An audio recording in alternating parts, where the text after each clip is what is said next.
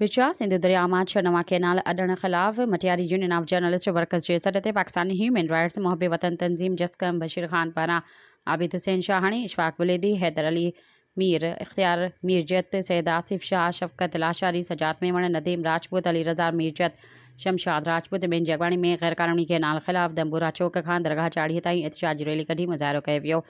एहतिजाजी rally ऐं मुज़ाहिरे में शरीक अॻवान सिंध दरिया ते 6 नवां कैनाल अॾण जी सख़्त मुखालिफ़त कंदे सिंध दरिया ते पाणी ते दहाड़ो नामंज़ूर जा ज़ोरदार नारा हयां। इन मौक़े ते अॻवान चयो त सिंध वसीलनि सां मालामाल आहे। सिंध दरिया जो पाणी गैर क़ानूनी तौर ते विकिरो कयो आहे, जंहिं लाइ चोलिस्तान जूं बंजर ज़मीनूं आबाद करण लाइ असांजे सोन जहिड़ी सरसब्ज़ सिंध धरती खे सुकाइण जी साज़िश थी रही आहे, जेका कंहिं बि सूरत में बर्दाश्त न कंदासीं। हुन चयो त हुक्मरान नवां कैनाल अॾण वारे फ़ैसिले खे फ़ौरी तौर ते रद्द कनि, छाकाणि त कैनाल सिंध जे माण्हुनि जे लाशुनि मथां ठही सघनि था। बाक़ी कंहिं बि तरह सां नवां कैनाल ठहण न ॾींदासीं। सब्सक्राइब कयो अवामी न्यूज़ HD खे ऐं ताज़ा तरीन ख़बरुनि लाइ ॾिसंदा रहो अवामी न्यूज़ HD।